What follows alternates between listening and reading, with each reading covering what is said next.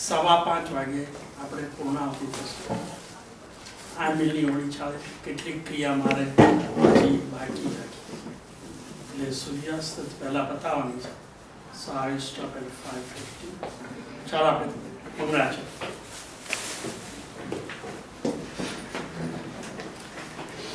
ત્રણ નૌકા સમૂહની અંદર નમો હરિહંતામ, નમો સિદ્ધાણમ, નમો આયર્યાણમ, નમો વજ્રાયાણમ, નમો વૈ સર્વસાહુણમ, એસો પંચનમુકારો સર્વ પાવપણાસનો મંગલાણં ચ સર્વેસિં પરમં હવૈ મંગલમ. નમો હરિહંતાણમ, નમો સિદ્ધાણમ, નમો આયર્યાણમ, નમો વજ્રાયાણમ, નમો વૈ સર્વસાહુણમ, એસો પંચનમુકારો સર્વ પાવપણાસનો મંગલાણં ચ સર્વેસિં પરમં હવૈ મંગલમ.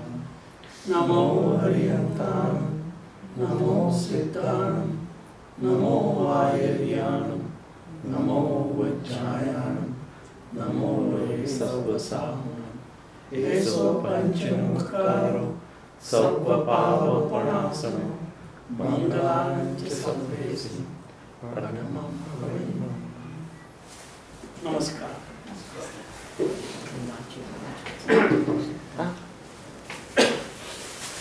કોઈ પણ ધર્મની વ્યાખ્યા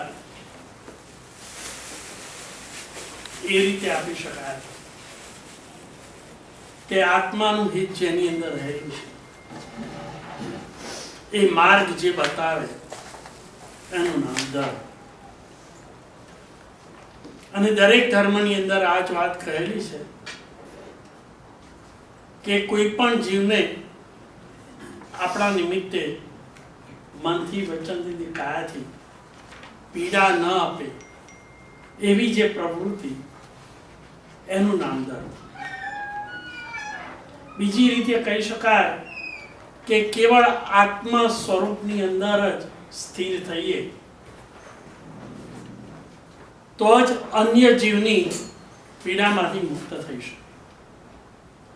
પ્રાણી જીવન કે મનુષ્ય જીવન, એ જીવન દરમિયાન આ શરીરની રચના અને એ શરીરની રચનાને રક્ષણ પોષણ માટે જે પ્રવૃત્તિ કરવાની આવશ્યકતા રહે છે, એમાં વધતા કે ઓછા અંશે અન્ય જીવને પીડા આપ્યા વગર પ્રવૃત્તિ કરવી શક્ય નથી.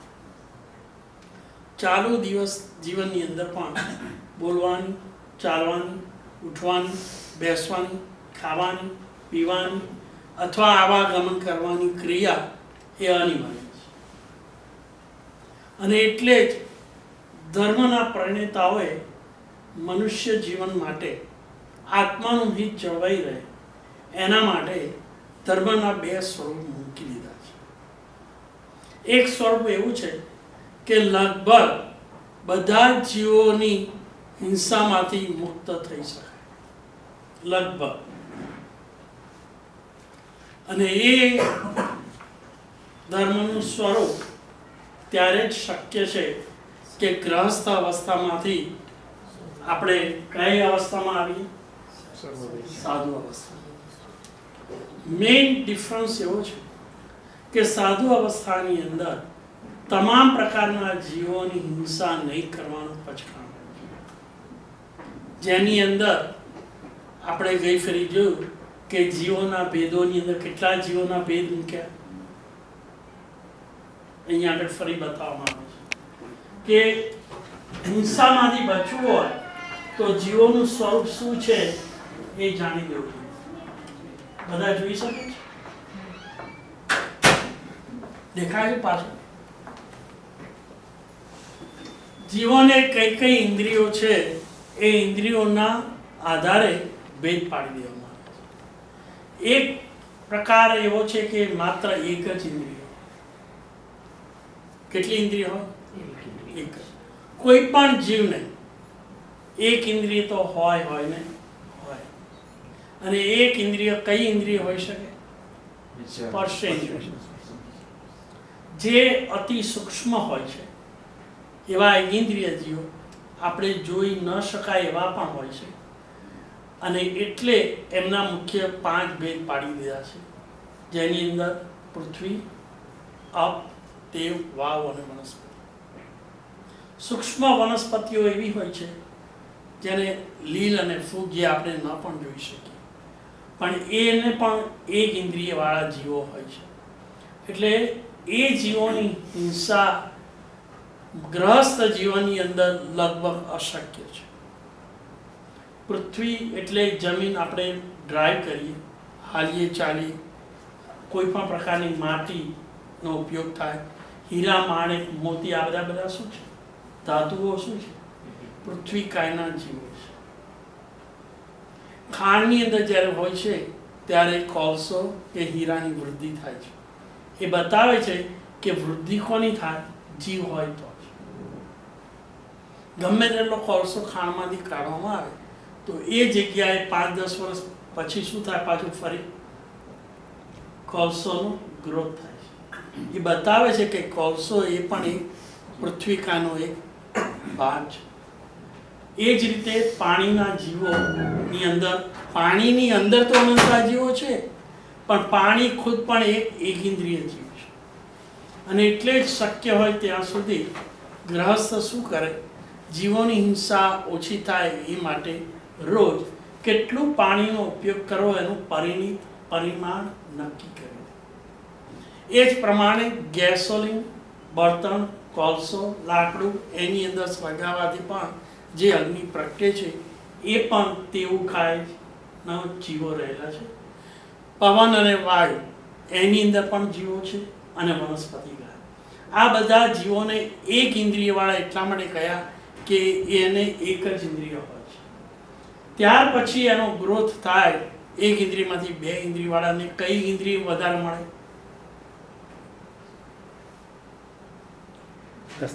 સ્વાદેન્દ્રિય. સ્પર્શેન્દ્રિય પછી સ્વાદેન્દ્રિય આવે, અને એની અંદર કયા કયા જીવો રહેલા છે એ અહીંયા આગળ બતાવવામાં આવ્યા છે. આ બધા જેને 2 ઇન્દ્રિયો, શંખ અને કોડા, જડો અને ઈય. એટલે જ આપણે ગ્રહસ્થ જ્યારે શાકભાજી વગેરે સમારતા હોય ત્યારે એવા જીવજંતુઓ ન આવી જાય એના માટેનો ઉપયોગ કે છાંયડા રાખવામાં આવે છે, કારણ કે એમને પણ હાનિ થાય છે.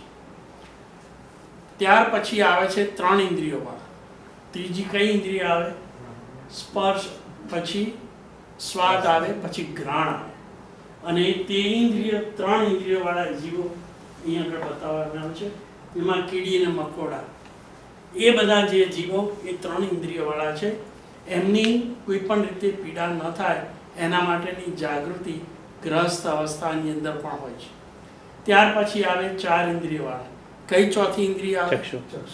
ચક્ષુ આવે. બરાબર છે. તો 4 ઇન્દ્રિયવાળામાં ભમરા, માખી, તીડ એ બધા 4 ઇન્દ્રિયવાળા છે.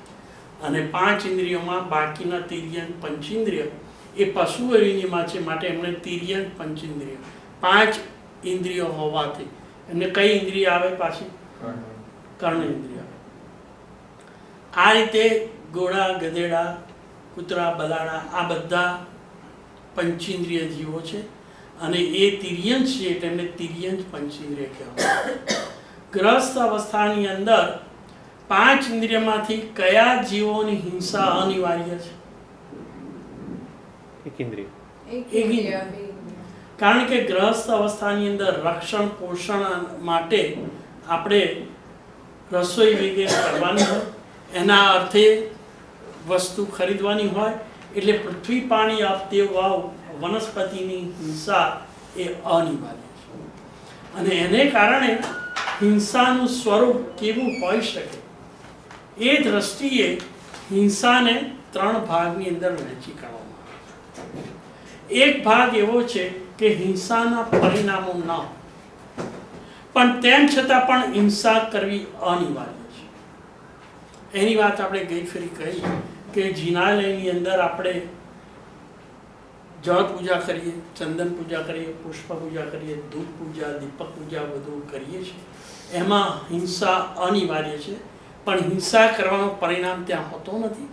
આત્માના હિત માટે કે પરમાત્માને આગળ આ પૂજા કરતાં કરતાં એવો ભાવ ઊભો કરે કે અનંતો કાળ મેં જીવોની હિંસા કરી અને એ જીવોના ભોગે મારું જીવન ચાલે છે. પ્રભુ મને એવું મારું આત્માનું એવું સ્વરૂપ હવે પ્રગટ થાય કે જેથી આવા જે નિર્દોષ જીવો છે એગેન્દ્રિય, એ જીવોની હિંસામાંથી પણ હું ક્યારે મુક્ત થઉં એવી પ્રાર્થના કરવા માટે આપણે આ રીતની પૂજા કરીએ છીએ. અને એ પૂજા આત્માના હિતને કારણે થાય છે. બહારના સ્વરૂપથી આપણે એમ લાગે કે આ વ્યક્તિ હિંસા કરી રહી છે, પરંતુ અંતરની અંદર એનો પરિણામ કેવો છે? હિંસામાંથી કાયમ માટે મુક્ત થવાનું. માટે એ બહારના સ્વરૂપથી હિંસા થાય છે, એટલે એ હિંસાને કેવી કરી? સ્વરૂપ હિંસા. ખ્યાલ આવ્યો? સ્વરૂપ હિંસાની અંદર પાપ છે, પણ પાપ કરતા પણ આશય કયો છે? આત્માની શુદ્ધિ કરવા માટે, અશરીરી બનવા માટે. જ્યાં સુધી શરીર છે ત્યાં સુધી ઇન્દ્રિયો છે, અને જ્યાં સુધી ઇન્દ્રિયો અને શરીર છે ત્યાં સુધી ગ્રહસ્થ અવસ્થાની અંદર એકેન્દ્રિય જીવોની હિંસા નિવારણ અશક્ય છે. માટે આપણે પ્રભુ પાસે શું માગીએ? બે વસ્તુની માગણી કરીએ કે સંસારમાંથી મુક્ત થઈએ, અને એ મુક્ત થવા માટેનો મુખ્ય માર્ગ કયો છે? પ્રધાન માર્ગ સાધુ માર્ગ. પણ મારું સામર્થ્ય, મારી શક્તિ અને મારા કર્મો એટલા બધા ભારે છે કે જેથી હું ગ્રહસ્થ અવસ્થા છોડી સાધુનું જીવન લઈ શકાય એવું સામર્થ્ય નથી. કારણ કે સાધુ જીવનમાં નિયમ કયો છે? એક ઇન્દ્રિયની જીવાનો પણ હિંસાનો ત્યાગ. એટલે આપણે ત્યાં સાધુ ભગવાન કાચી માટી કે વનસ્પતિ કે પાણી આવા કોઈ પદાર્થને સ્પર્શ કરે નહીં. આપણો જૈન સાધુ એ કોઈ પણ રીતે વાહનનો ક્યારેય ઉપયોગ કરે નહીં.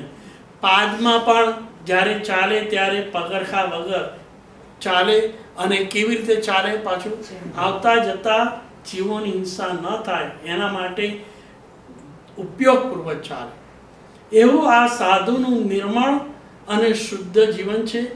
એમાં સટકાય જીવોની હિંસાનું પચકાણ છે. અને શ્રાવકને કયા જીવોની હિંસાનો પચકાણ? એકેન્દ્રિય જીવોની હિંસાના પચકાણ ગ્રહસ્થ અવસ્થાની અંદર હોઈ શકે નહીં, કારણ કે અશક્ય છે. પરંતુ એ જીવોની પણ જ્યારે જ્યારે હિંસા થતી હોય ત્યારે મનની અંદર પરિણામ કેવો હોવો જોઈએ? જાગૃત હોવો. હાલતા ચાલતા પણ કીડી મકોડા આવે તો શ્રાવક ચાલે ખરો? પણ નહીં. અને એના માટે કદાચ એવો વિરાધના થઈ ગયો હોય તો એ વિરાધનાનું શું કરી દે? તરત જ પહેલા પ્રાયશ્ચિત. બરાબર છે. અને એ પ્રાયશ્ચિત કરવા માટે જ કોઈ પણ અનુષ્ઠાન કે ક્રિયા જ્યારે શ્રાવક કરે છે એ પહેલા શું બોલે છે? કયું એવું સૂત્ર છે જે પ્રાયશ્ચિત માટે વપરાય છે? અને એ ઇર્યાવયની અંદર કેટલું સૂક્ષ્મતાથી બતાવવામાં આવે છે. એ એક જ સૂત્ર એને હૃદયના પશ્ચાતાપથી જો આપણે ચિત્તની અંદર એનું સ્મરણ કરીએ તો આ રીતે એગેન્દ્રિયથી માંડીને પંચેન્દ્રિય જીવોની જે જે રીતે હિંસા થઈ હોય એ હિંસાનું આપણે શું કરી નાખીએ? પ્રાયશ્ચિત. તમે ચૈત્યવંદન કરવા જાઓ તો એ પહેલા પણ શું કરવામાં આવે છે? ઇર્યાવય. કોઈ પ્રશ્ન પૂછે ઇર્યાવય શા માટે બોલવામાં આવે છે? ચૈત્યવંદનની અંદર એ સૂત્ર છે નહીં આમ તો, પણ ચૈત્યવંદન કરતા પહેલા આપણે ઇર્યાવય બોલીએ છીએ કે આ પ્રભુની ભક્તિ અને બહુમાન અને ભગવત ભાવ ઊભો કરતા પહેલા મારાથી કોઈ પણ પ્રકારે કોઈ પણ જીવની હિંસા સૂક્ષ્મ હોય કે બાદર હોય, એગેન્દ્રિય હોય કે પંચેન્દ્રિય હોય, સ્થિર હોય કે હલનચલન કરવાવાળો હોય, એવા કોઈ પણ જીવની હિંસા થઈ ગઈ હોય તો એની પહેલા હું કેવી રીતે માફી માંગી?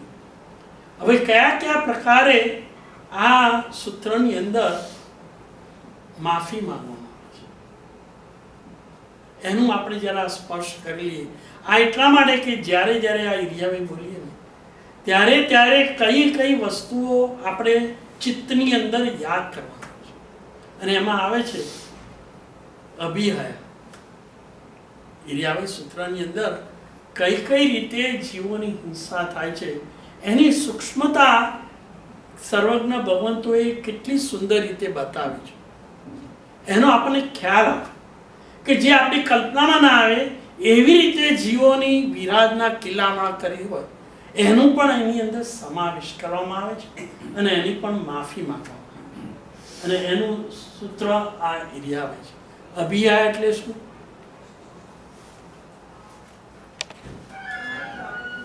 વંચાય છે અભિયા ક્યાં?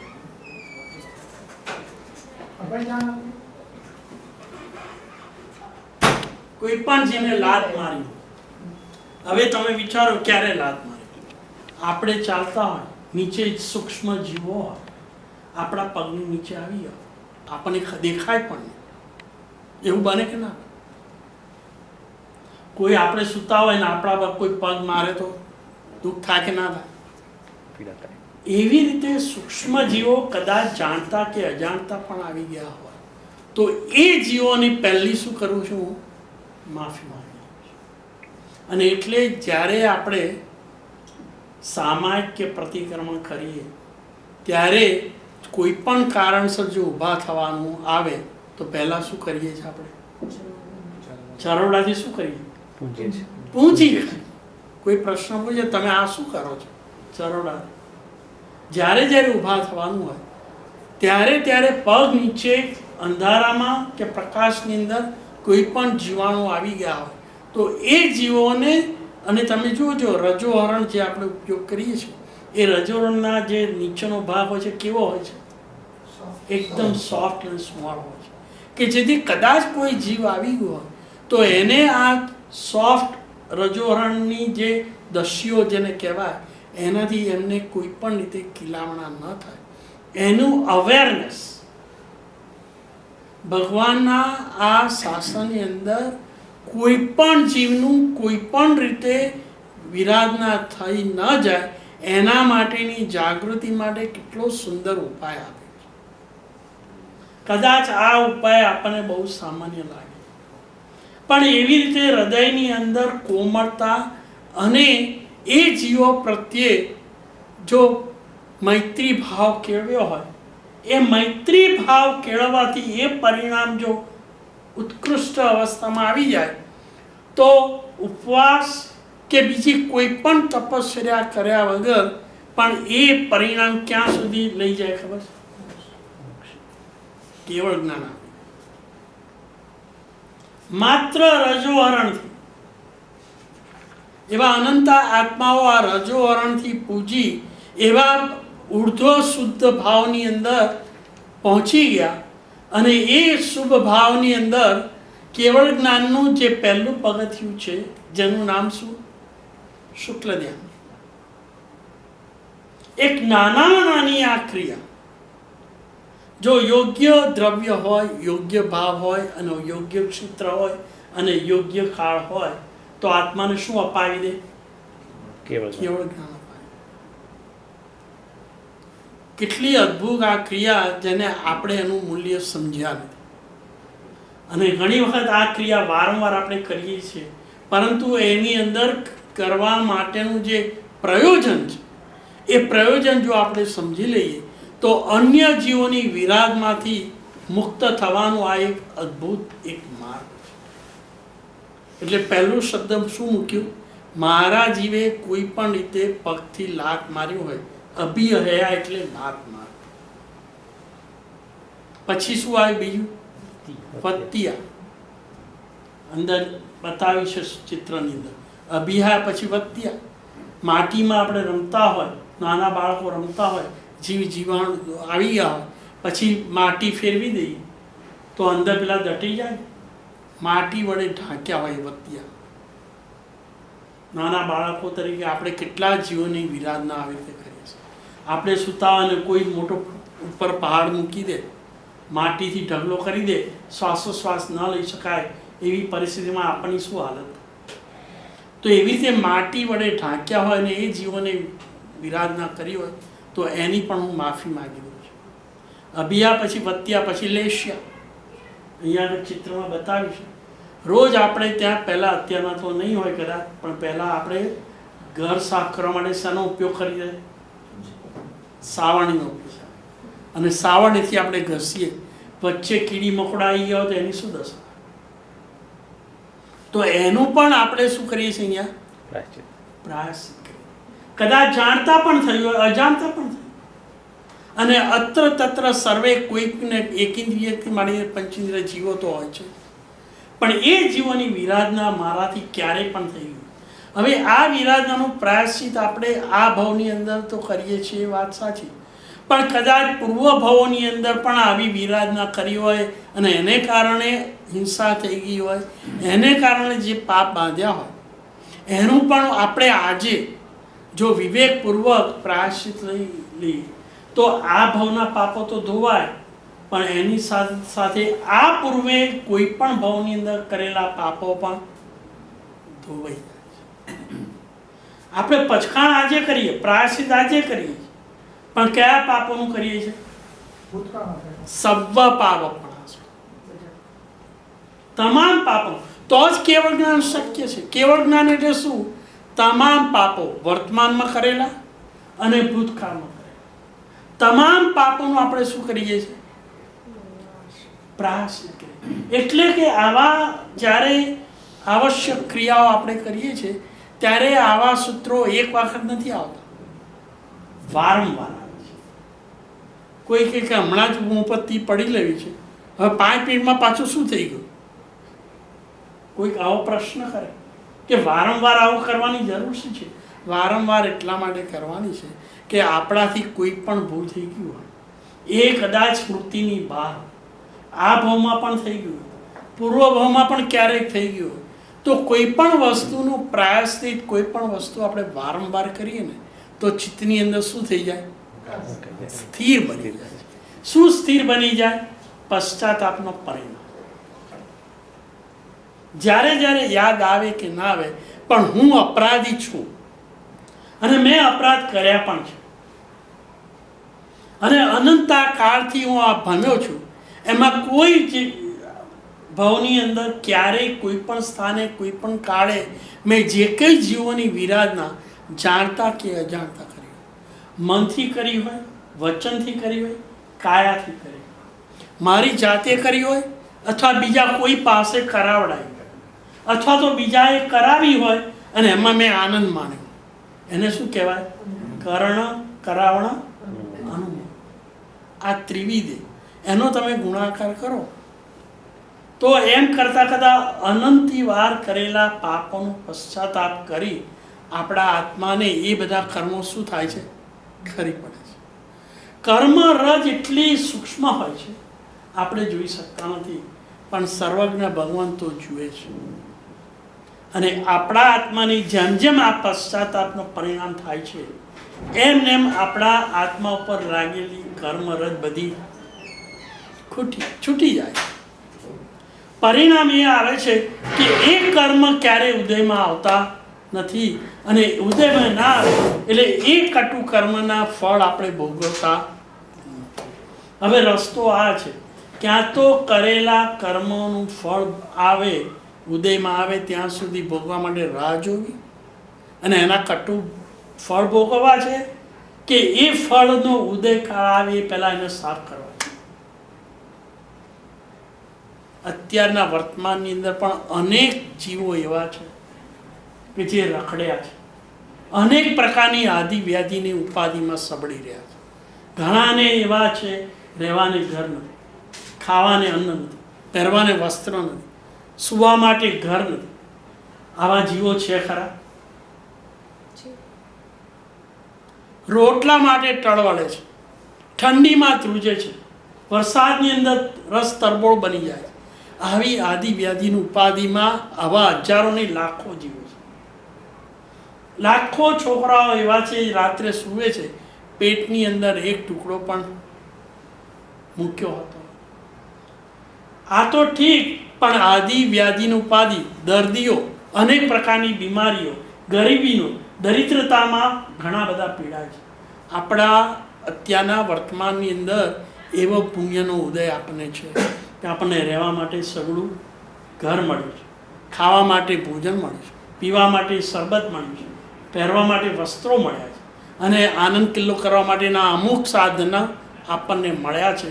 પણ દુનિયાની અંદર જે બધા માણસો છે એ બધા માણસોને આ બધી સુવિધાઓ મળી છે ખરી? તો આપણને આ મળી છે એનું કારણ એ છે કે આપણે હજી હળવું કર્મી છે. એનો અર્થ એવો નથી કે આત્મા ઉપર કર્મો નથી.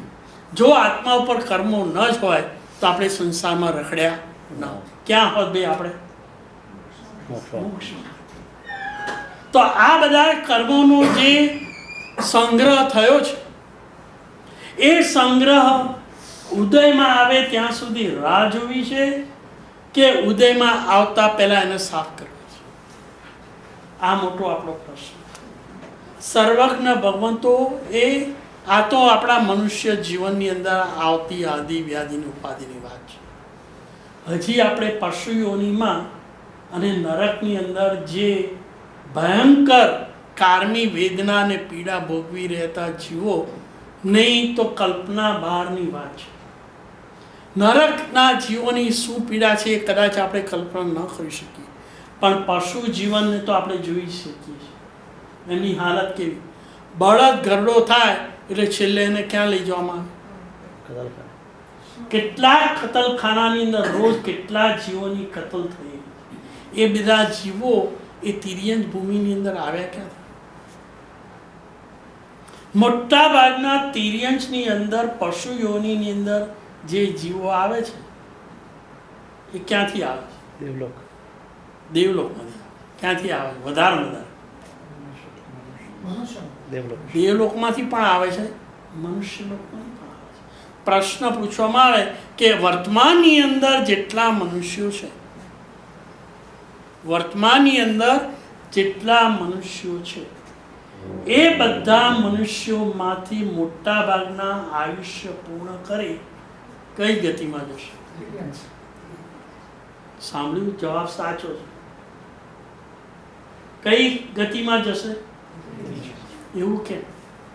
તિર્યંશ એટલે તો ખબર પડી ને. હવે એ એગેન્દ્રિયમાંથી પંચેન્દ્રિય કોઈ પણ યોનિમાં હોય છે. એમાં માખી ભમરા પણ આવી ગયા, કીડી પણ આવી ગઈ, બળદ પણ આવી ગયો, પાડો પણ આવી ગયો, ડુક્કર પણ આવી ગયો, વાઘસિંહ પણ આવી ગયા. હવે ભૂલે ચૂકે જો પાપનો ભાર એટલો બધો હોય અને વાઘસિંહના ગતિમાં જવાનું બન્યું તો ત્યાં આગળ નવકારવાળી ગણવાનો સમય આવશે ખરો? ત્યાં આગળ તપસ્યા કરવાનો અવસર આવશે? એવી કઈ કોઈ ગેરંટી આપનાર છે કે અહીંથી આયુષ્ય પૂર્ણ થાય પછી તિર્યંશના દરવાજા બંધ જ છે આપણા માટે? એવી કોઈ ગેરંટી આપે? કોઈ આપે છે? સર્વવીરતી ધર્મ કદાચ ન સમર્થ હોય ને ન કરી શકાય તો પણ એનું ઓપ્શન મૂક્યું છે. અને એ માર્ગ એટલા માટે મૂક્યો સર્વજ્ઞ ભગવંતોએ આ ગ્રહસ્થ માર્ગની અંદર પણ એ ગ્રહસ્થમાં એક શબ્દ આપી દીધો. કયો ધર્મ આપ્યો? જૈના. જૈનાનો અર્થ શું? અવેરનેસ. ઇંગ્લિશમાં જૈનાનું નામ શું? અવેરનેસ. જ્યારે પણ આપણી શ્રાવકની ગ્રહસ્થ ધર્મની કોઈ પણ પ્રવૃત્તિ હોય તે વખતે મારા નિમિત્તે કોઈ પણ એગેન્દ્રિય જીવો સિવાયના બે ઇન્દ્રિય, ત્રિઇન્દ્રિય, ચૌરેન્દ્રિય અને પંચેન્દ્રિય જીવોની હિંસા કરવી નહીં, કરાવવી નહીં અને કર્તાનું અનુમોદન કરવું. હવે એગેન્દ્રિય જીવોમાં શું કરવું? પેલા બે ઇન્દ્રિય, ત્રિઇન્દ્રિય, ચૌરેન્દ્રિયની તો હિંસા કરવાની જ નથી. એટલે બીજું આવ્યું ગ્રહસ્થને હેતુ હિંસા. સ્વરૂપ હિંસામાં હિંસા અનિવાર્ય છે, પણ હિંસા કરવાનું પરિણામ લેશ માત્ર છે નહીં. કેવળ આત્માના હિત ખાતર પ્રભુ આગળ જે કંઈ સેવન, પૂજન કે ઉપાસના કરવાની હોય એના માટે વપરાતા દ્રવ્યોને પણ કેવી રીતે? જૈના. કોઈ ફળ આપણે લઈને જઈએ પ્રભુના જિનાલયની અંદર, એ ફળ લઈ જતા પહેલાં શું કરી લેવું જોઈએ કે એ ફળ સડેલું નથી, એમાં કોઈ જીવાત તો આવી છે નહીં. પુષ્પ લઈને જઈએ પણ એ પુષ્પ કેવું હોવું જોઈએ? ફ્રેશ હોવું જોઈએ, સુગંધીવાળું હોવું જોઈએ, અને એની અંદર કોઈ ભમરા કે એવા કોઈ સૂક્ષ્મ જીવાણુઓ તો છે નહીં. એવી સૂક્ષ્મતાથી એનું નિરીક્ષણ કરી અચિત એવા પુષ્પથી પ્રભુની પૂજા કરવી જોઈએ. એ જે સાવચેતી, કાળજી, અવેરનેસ, એને શું કહેવાય? હવે જે નિવારી ન શકાય એવી ગ્રસ્ત અવસ્થાની અંદર રસોઈ પાણી કરવાનું, આવન જાવન કરવાનું, ધંધા પાણી કરવાના, નોકરી કરવાની, ઉદ્યોગો ચલાવવાના, એમાં પણ શ્રાવક શું કરે? શક્ય હોય એટલી જયના. હવે એમાં હિંસા તો છે જ, માટે એ હિંસાને શું કહેવાય? પણ જીવન ચલાવવા માટે, પોષણ માટે, રક્ષણ માટે ઘર રાખવું પડે, વસ્ત્ર બનાવવું પડે, રસોઈ કરવી પડે, અનાજ પાણી લાવવા પડે, શાકભાજી લાવવા પડે. આ બધી પ્રક્રિયા દરમિયાન પણ જાગૃતિ રાખીને જે પ્રક્રિયા કરે એમાં જે હિંસા થાય એ કઈ હિંસા? હેતુ હિંસા. હવે જે નિવારી શકાય એવી હિંસા કે જે જીવન જીવવા માટે જરૂરી નથી, નિર્દોષ જીવોનો સંહાર કરવાનું ટાળી શકાય, તેમ છતાં પણ એવી હિંસક પ્રવૃત્તિમાં રાચનાર વ્યક્તિ જે હિંસા કરે છે, દાખલા તરીકે શિકારી, ભીલ,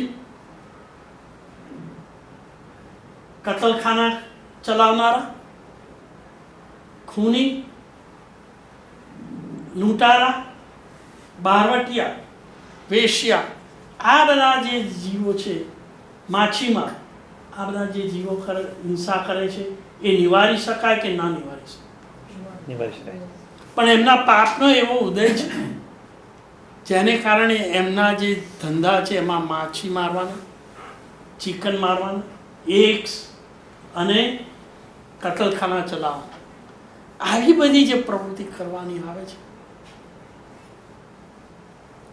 એ હિંસાને કઈ હિંસા કહેવાય? અનુબંધ હિંસા.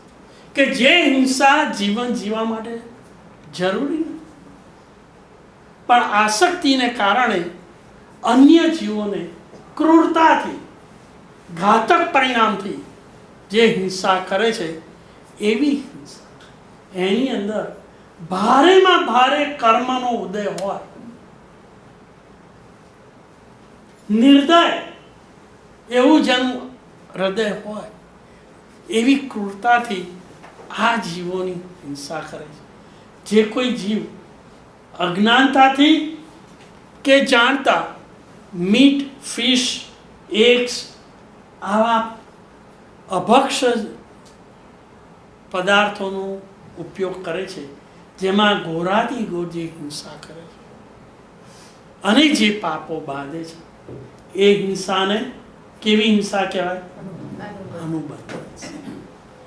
સ્વરૂપ હિંસા, જેની અંદર પાપ છે પણ પાપ કરતા પરિણામ શુભ હોવાથી પુણ્યનું પરિણામ વિશેષ છે, અને એટલે કર્મસત્તા એ રીતે જોઈએ છે કે તમારા પરિણામ ઉપર નજર રાખે, બહારની ક્રિયા ઉપર નજર નથી નાખતી.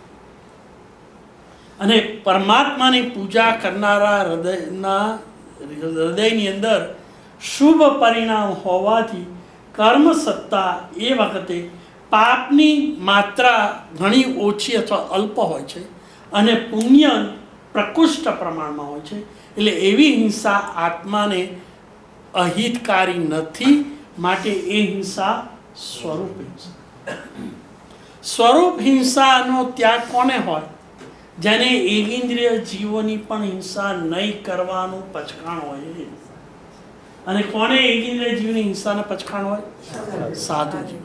એટલે કોઈ પ્રશ્ન પૂછે કે તમારા સાધુ, જૈન સાધુ પૂજા કેમ કરતા નથી?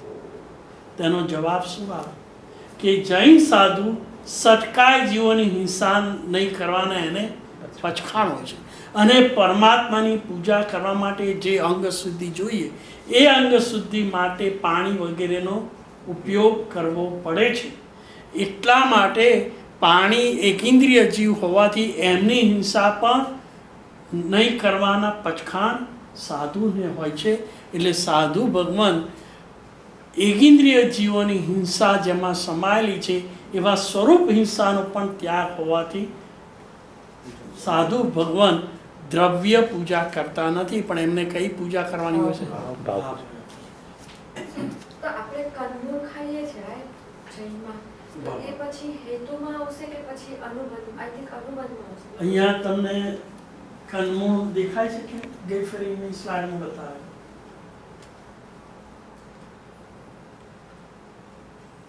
એક ઇન્દ્રિયની અંદર અહીંયા સ્લાઇડમાં આપણે કંદમૂળ જૈન હોય તો એને વર્જે છે.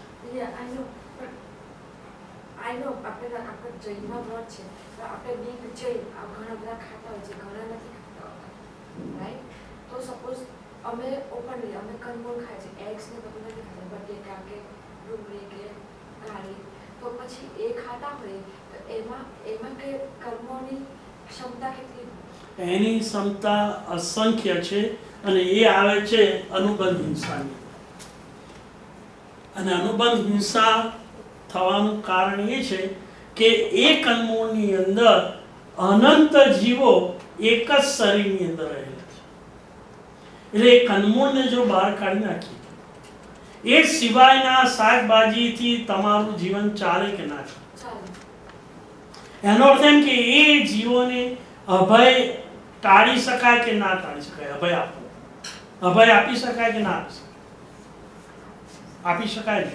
તો પછી એ જ્યારે સર્વજ્ઞ ભગવંતોએ એમના જ્ઞાનની અંદર એ વાત બહુ સ્પષ્ટ રીતે કહેલી હોય કે એક જ શરીરની અંદર આવા અનંતા જીવોનો ઘાત થાય છે.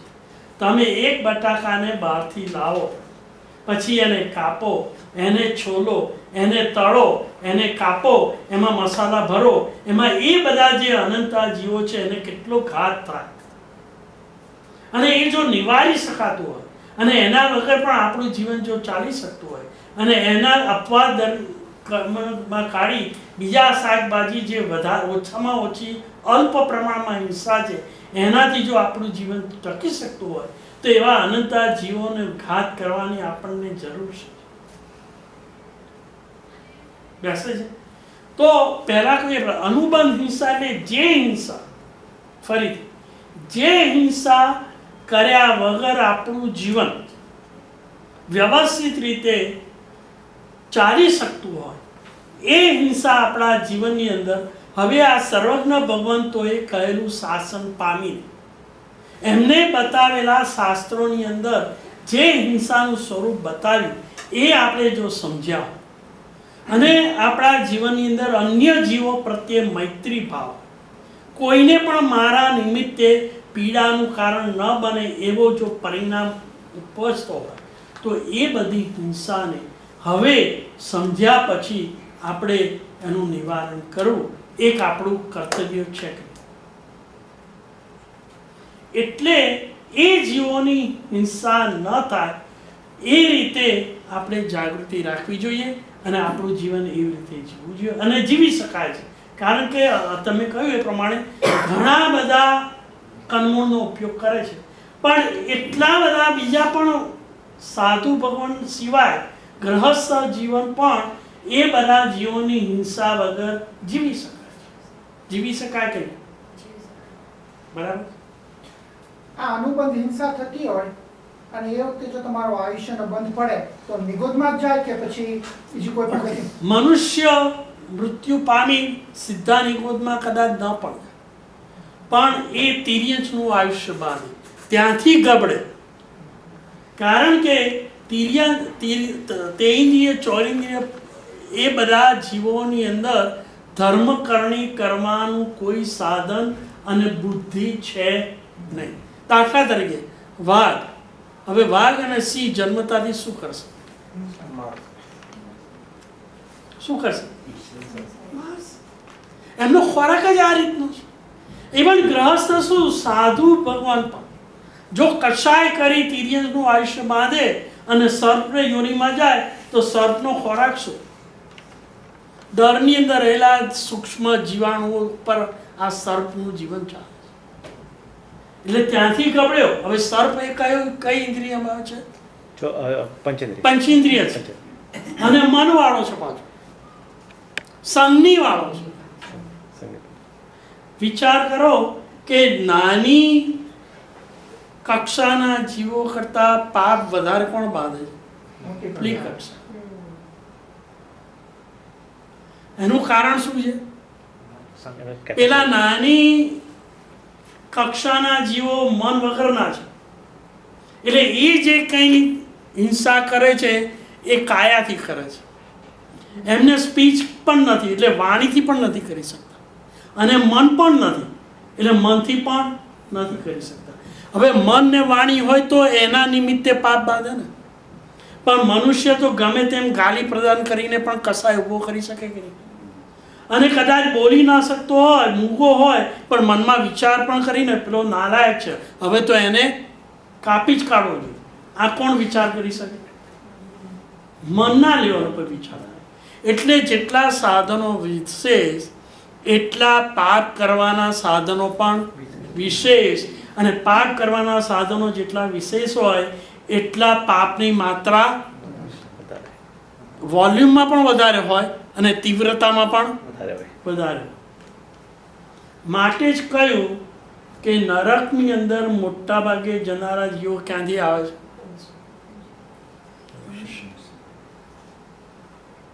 તિર્યન પંચેન્દ્રિય અને મોટા ભાગે મનુષ્યો મરી અને તિર્યંચ અને નરકમાં જાય. આપણે પેલો પ્રશ્ન ઊભો કરેલો ને, મોટા ભાગના મનુષ્યો મરીને ક્યાં જાય? તિર્યંચમાં. એટલે પહેલા ચૌરેન્દ્રિય, તેઇન્દ્રિય કે બે ઇન્દ્રિયમાં જાય, પછી ત્યાંથી ગબડે, કારણ કે ત્યાં ધર્મનું કોઈ સાધન જ નથી. ઉપર આવવાનું સાધન એક જ છે, જો ધર્મ પામ્યો હોય તો. પણ ધર્મ જ ન હોય, આત્માનું હિત મારું શેમાં રહેલું છે એ વિવેક જ ન હોય, તો ધર્મ કરશે જ કેવી રીતે? અને ધર્મ નહીં કરે તો પુણ્ય ઉપાર્જિત નહીં થાય, અને પુણ્ય ઉપાર્જિત નહીં થાય તો સદગતિ મળે જ નહીં. સદગતિમાં તો બે જ છે. કઈ સદગતિ? દેવગતિ અને મનુષ્ય. અને એના માટે પ્રકૃષ્ટ પ્રકારમાં પુણ્ય જોઈએ.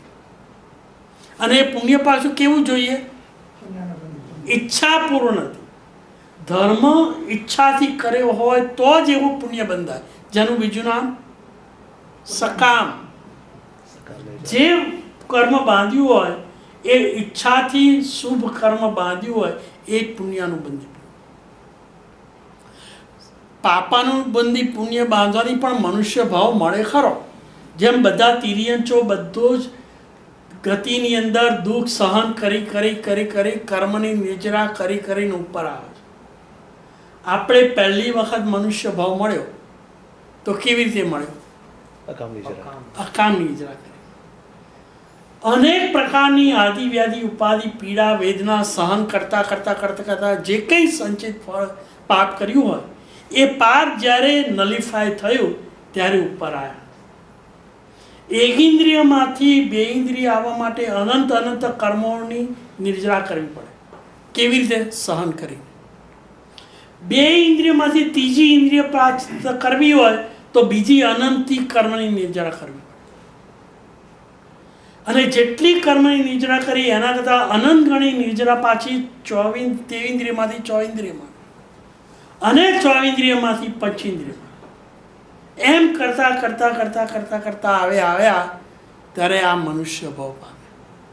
અને એ મનુષ્ય ભાવમાં પાછો કેવો મનુષ્ય ભાવ? હલકો. આપણે શિકારીને ત્યાં નથી જન્મ્યા, કસાઈને ત્યાં નથી જન્મ્યા, પારધીને ત્યાં નથી જન્મ્યા, માછીમારને ત્યાં નથી જન્મ્યા, ખૂનીને ત્યાં નથી જન્મ્યા. આપણે શ્રાવક કુળમાં જન્મ્યા. કેટલું અનંત અનંત પુણ્ય ભેગું કર્યું ત્યારે આપણને આ સામગ્રી મળી. તો આવી સામગ્રી મળ્યા પછી, જેને ચિંતામણી રત્ન કહેવાય, એ પ્રાપ્ત કર્યા પછી એ રત્નને ચણી બોળ ખાવા માટે વેચી દેવો કે એનાથી અદ્ભુત અદ્ભુત વસ્તુ પ્રાપ્ત કરી લેવી?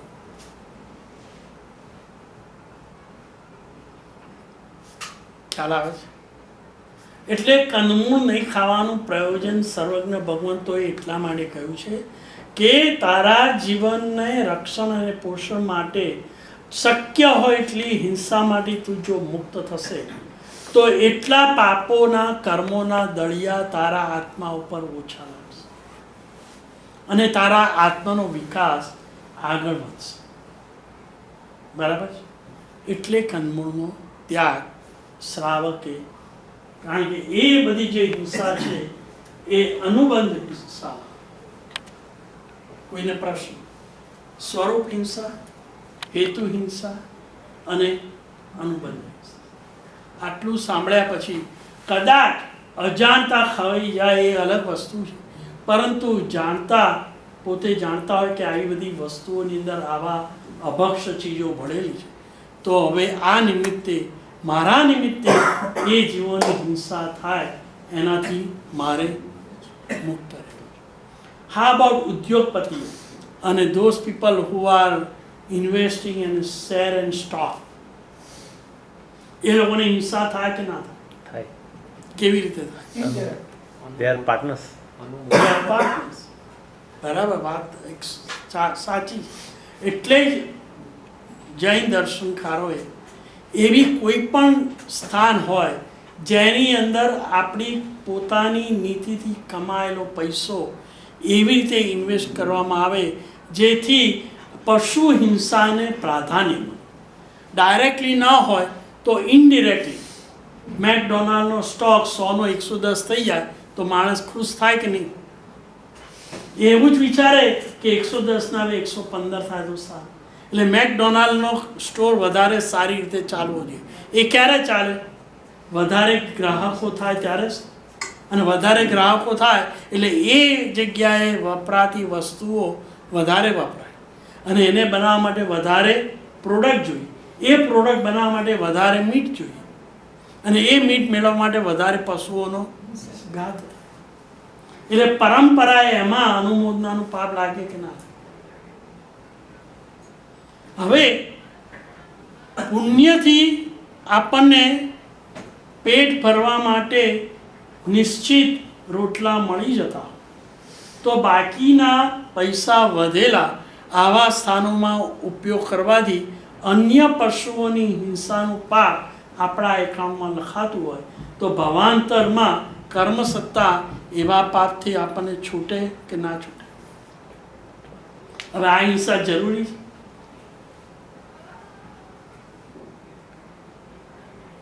કે નથી જરૂર? ટાળી શકાય? હા અબાઉટ રાજાઓ? મોટાભાગના રાજાઓ મરીને ક્યાં જાય? નરકે. રાજેશ્વરી. રાજેશ્વરી, નરકેશ્વરી. કારણ કે રાજા હોય એટલે યુદ્ધ કરવું જ પડે અને યુદ્ધની અંદર માનવ સંહાર. હા about the president and governor of the country? Same thing. એ લોકો ક્યાં જાય? નરકે. કેમ? Same thing. દરેક કન્ટ્રીની અંદર આવા લોઝ હોય છે. જે લોકોએ ભયંકર ગુના કર્યા હોય એમને કઈ સજા આપવામાં આવે? એક્ઝિક્યુટ. એ એક્ઝિક્યુશન ક્યારે કરવામાં આવે? ગવર્નરની સિગ્નેચર હોય તો હોય છે ને આ લોઝ. હવે એ સિગ્નેચર કરીને શું કરે છે? એપ્રુવલ કરે છે. ગુનેગાર ખરા પણ ગુનેગારને સજા આ રીતે આપવાની હ્યુમન બીંગને અધિકાર નથી. એ કર્મ સત્તા ઉપર આધારિત છે. આમનો પેલા ક્વેશ્ચન છે. हाँ हाँ, मुझे ये पूछना था कि जैन मतलब दया करो सब अच्छी है ना, पर अत्याचार सहना भी तो पाप है ना. मतलब कुछ गलत अत्याचार- कर रहा है कोई और हम उसको देखते रहे और हम सोचते रहे कि भगवान उसको सजा देगा, भगवान उसको सजा देगा. Why don't we stand and do something correct? Very So good. president भी तो वही कर रहा है ना, to बात बहुत Keep a सच्ची है. Let us understand this. Suppose आप जा रहे हैं, ड्राइव कर रहे हैं, रेड लाइट है और कुछ दूसरा आदमी वो रेड लाइट में क्रॉस कर जा रहा है और he gets collided. Do you think it is your duty to get out and give the ticket to that person? Would you do that? Whose duty is to catch him and give the ticket? if I am the police, it's my If you are a police. yes. But if you are not, you are just bystander, just passing by, then what would you do? He is also committing crime in that sense, right? He is not supposed to cross the red line. But he did. Do you think you will get out of the car and give the ticket to that person? That's not my job. That's not your job, correct? Absolutely. Everybody agrees on that.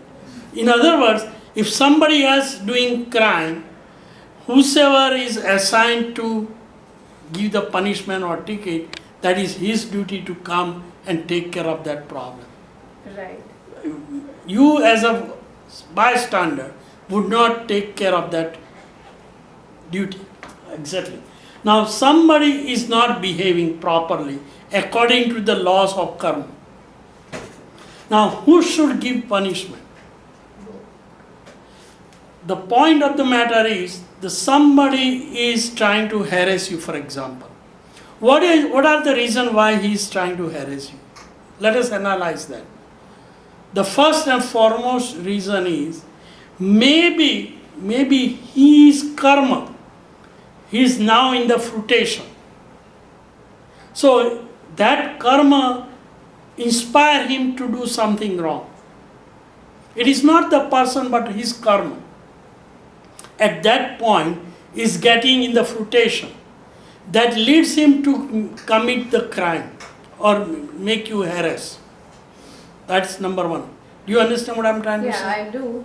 Now, secondly, your own karma that you don't see at this time, but you have committed some sort of a crime in the past life or the lives before, which has accrued and it has been stored in your surface of the soul.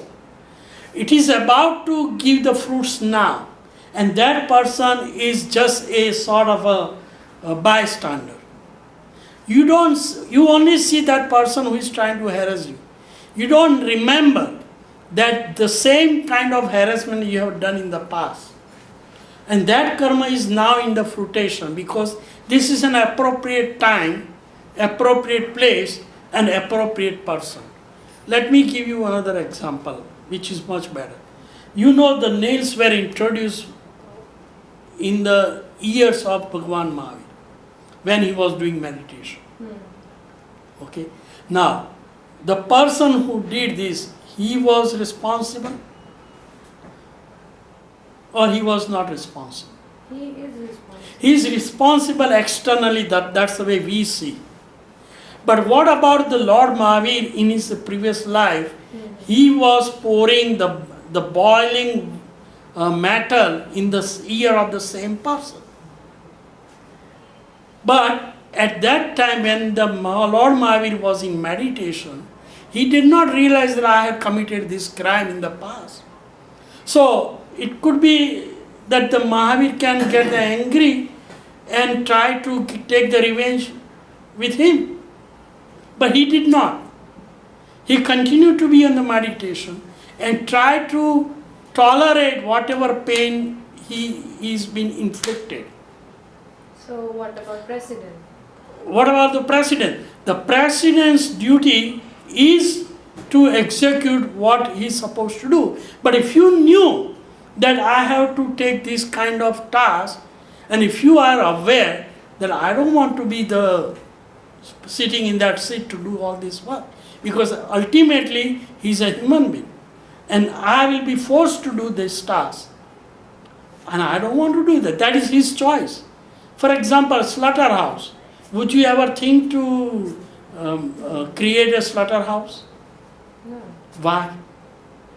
You could make a lot of money, but you don't want to be involved into that kind of cruelty, right? Because you have that sense. Never in your life you can't even think that because of my selfish gain, I would slaughter an innocent animal, right? Because you have mercy and compassion. Let the people who have no compassion do whatever they want, because they are ignorant. But I am not ignorant. I have been taught with my own God in the scripture that you should not do or act anything which inflicts the trauma by mind, by body, or by speech, knowingly or unknowingly. And that has resulted you not to get engaged in this slaughterhouse. Correct? So can you put the same analogy when somebody is harassing you? Yes. If it is too severe and you cannot bear, you have every right to defend. with the means that are available, or if they are not available, you can at least file the complaint to the appropriate officer or appropriate body. You could do that, which we are doing. Whenever there is an accident in the vehicle, we call the police and give the report. That much you could do, and that is your right to defend yourself. When your life is in danger, obviously you are free. You are free to use the means reasonably available, and it does not cause a severe trauma to the person who are inflicting you injury. You could do that. The religion does not tell or does not prohibit you that you should not defend yourself. However, if possible, what you could do not to traumatize or at least not to wish to cause harm to others. Of course, we are all human beings and we want to protect ourselves and our interests. You should not put your interests into the risk. But any violence which could be avoided, like this, putting your money in the stock, putting your or taking the position where you are compelled to do certain action which is prohibited by your religion, by your scripture. Those things you could avoid, correct? That's actually what we are talking about. At this stage, we are not asking everybody to leave the household duty and become a monk. Obviously, it is not possible. We know that.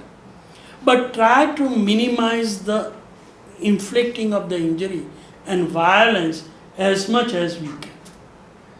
Does that answer your question? So, conclusion what I am taking from this is never go at a position where you might cause suffering to anybody, like others. If possible. Yeah. Okay. If possible. You have every right to protect yourself.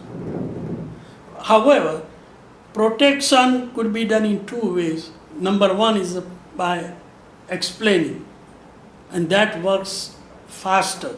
If the situation is such where the situation is out of control, obviously you are free to call for help. Obviously. If somebody comes in your house and trying to do the harm, the religion does not prohibit you and stopping you to call the help and police. But even in that sense, you don't want to just use that avenue causing the harm to the person. You have a sympathy and compassion in your heart. That means very high level of It is difficult. It is difficult, but it's not impossible. જે પ્રેસિડેન્ટની વાત થાય એમાં I think we should not vote for them either, right? I can speak in general. No, It's an individual. It's an indirect. You said very right, but anything in public, whenever you say, and particularly when it is recorded, you use your own wisdom. You got my point? You should use your own wisdom. From what we discuss about it. એટલે જ આપણે કરણ કરાવણ અને અનુમોદના આ ત્રણેય phase એટલા માટે લીધા છે. Because anything you do, you have some degree of responsibility. Let's put that way. So use your common sense and wisdom, and to achieve the wisdom we are discussing this. maybe those things fall into that hetu's part. So, Well, I don't know that part, particularly this issue. The other thing is, I think, બધા લોકોનું generally તમારા job પર from 401k અને બધાનું જે mutual fund investment હોય છે, people should look those funds and make sure there is no stock. That's why I mentioned very Yeah. briefly. Be very careful. Yeah. Yes, you will make money. Who knows? You may not even make money. You may lose. But in the end, whatever inspiration you gave for investment, and if any portion of that is utilized for this kind of adventure or this kind of entrepreneurship, you are responsible. And sooner or later, karma satta will be after you. You may enjoy today, but no enjoyment comes without cost and without price. Any more questions? હવે a normal general question છે, nothing related to this. Sure, I just sure. wanted to ask. હવે આપણે કહીએ છીએ કે ભાઈ કોઈ પણ સિચ્યુએશન થઈ, દરેક વ્યક્તિ પોતપોતાના જે પણ પુણ્ય અને પાપ કરેલા છે એનું ભોગવે છે, રાઈટ? હવે હું રસ્તા પર જઈ રહ્યો છું, કોઈનું એક્સિડન્ટ થયું, માણસ ત્યાં રીબાઈ રહ્યો છે, હી નીડ્સ હેલ્પ, પણ આઈ નો કે ભાઈ એને કર્મો કંઈ એવા કર્યા હશે એના પાછલા જન્મમાં કે એને આટલી બધી પીડા સહન કરવી પડે છે. હવે હું એને હેલ્પ કરું. નોર્મલી આપણે કહીએ કે કોઈ પણ અન્યાય થતું હોય, you should stand up and you should try to voice your opinion on that. There is a chance that you voice your opinion, you are knowingly or unknowingly doing some kind of hinsa against some entity, right? So in that situation, should you like, tamari indifference thayne just, you should just pass by or like you should help him? I mean, ideally, human tendency is you should help it. Very good. Let me cite you an incident. I have 2 more minutes. I would elaborate more. There was a situation like this. One person was traveling in the plane and they announced they need somebody to help because somebody was in cardiac arrest. And that person, let us say if he's qualified and by virtue of his assistant, if that man gets over with that situation and survives, this is one situation, then definitely it is a plus on his part, the one who comes and helps you. On the other hand, this is very important. If he has a skill, and if he has a means, and if he doesn't go to help, and if that person does not make it, it is that person is responsible and accrue the karma as if he has killed that person. તો પછી એના president સાથે તમે relate કરો, right? No, this is different situation. Whatever I say, if you have a capacity, and if you have a means, and if you can help the person in a tragic situation or critical situation, you should always don't leave, oh it is his karma, હું આયુષ્ય કર્મ ખતમ થવા છે એટલે એને મરવાનું છે. That means you control his life. You cannot. At that time it is your duty.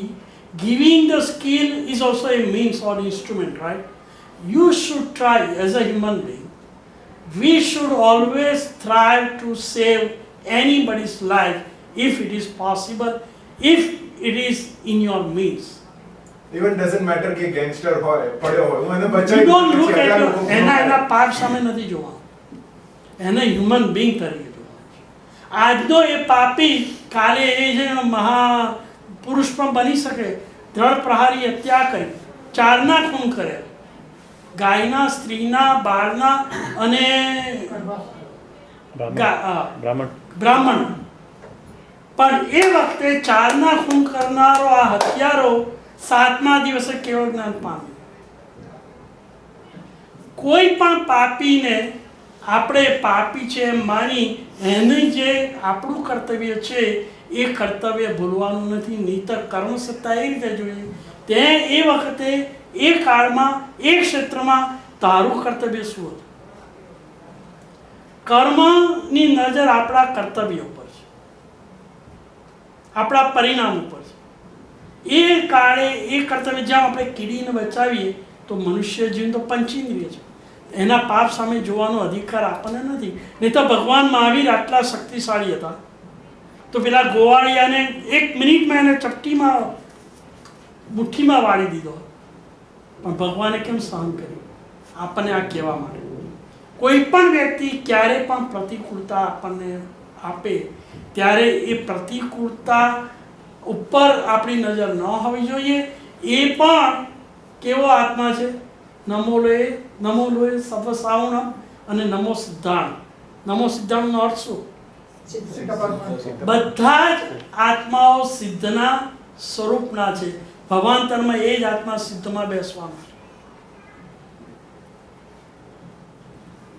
અને એટલે જે અહીંયા સિદ્ધા જે ભવિષ્યંતિ ના ગયા. આજે ભલે માણસ પાપી છે પણ ત્રીજા ભાવે એ મોક્ષમાં જનારો હોય એની આપણને ક્યાં ખબર છે? એટલે રેવરન્સ ફોર લાઈફ આ જૈન દર્શનનો સિદ્ધાંત છે. દરેક આત્મા ગમે તેટલો પાપી હોય બહારથી નજરે, પણ એની અંદર એ સિદ્ધનો આત્મા બેઠેલો છે. આપણાથી શક્ય એટલું પાપને ઇગ્નોર કરી, ઉપેક્ષા કરી, શક્ય હોય એટલી સાધનથી એની દયા ચિંતવી એ આપણો સ્વભાવ છે. કોઈ પણ જીવ માટે દયા, પાપી હોય કે પુણ્યશાળી હોય, ગ્રહસ્થ હોય કે સાધુ હોય, એકેન્દ્રિય હોય કે પંચેન્દ્રિય હોય, ત્રસ હોય કે સ્થાવર હોય, પ્રત્યેક જીવની મૈત્રી ભાવ એટલે શિવમસ્તુ સર્વજન. એના પાપમાં ઉપર, એના એક્શન ઉપર આપણે નજર નાખવાની નથી. તમારું કર્તવ્ય એની દયા જ છે. ઇઝ ઇટ ટ્રુ અભવી જીવો મોક્ષે ના જઈ શકે? અભવ્યનું નામ જ એ જેની પાસે મોક્ષે જવાની યોગ્યતા નથી. તો એ બહુ શું કરે પછી? સંસારની અંદર ભમ્યા જ કરે, ભમ્યા જ કરે, ભમ્યા જ કરે. એટલે એનું નામ અભવ્ય. તો એ માત્ર ભવ્ય જ મોક્ષે જઈશું. અભવ્યનું આ લક્ષણ છે. મારે પૂછવું છે કે આપણા ધર્મમાં અગેન પ્રીવિયસ ક્વેશ્ચન, આપણે ઓર્ગન ડોનેશન કરાય કે ના કરાય? શું? ઓર્ગન ડોનેશન, લેટ્સ સે આંખ કોઈને ડોનેટ કરવી છે. આ ઇસ્યુ નવો છે એટલા માટે કે જ્યારે આગમ અને ગ્રંથો રચાતા ત્યારે organ donation was not exist. એટલે એનો તમને ડાયરેક્ટ જવાબ ન મળે. કારણ કે એક આર્ગ્યુમેન્ટ એમ આવે છે કે તમે ઓર્ગન ડોનેટ કરો એના પછી જે પાપ બાંધે એ પાપ પણ તમને લાગે. મારે અહીંયા એ વાત કહેવાની હોય છે અને એવી રીતે રજૂ કરવાની હોય છે જે સર્વજ્ઞ ભગવંતોએ કોઈકને રીતે ડાયરેક્ટ કે ઇનડિરેક્ટલી કહેલું. એટલે આમાં મારે પેલો જવાબ આપવો પડે, યુઝ યોર વિઝ. અહીંયા આગળ આપણે સ્ટોપ થઈ જઈશું કારણ કે પછી રાત્રિ ભોજન. Pavel, I like your question and I really appreciate and thank you for asking me. I would invite more and more questions and next session we will continue. Sarvangamangalyam sarvakalyanakaranam pradhanam sarvadharmanam jainam jati sasam. Thank you. વિતરાગની આજ્ઞા વિરુદ્ધ કંઈ પણ કહેવાયું વિચાર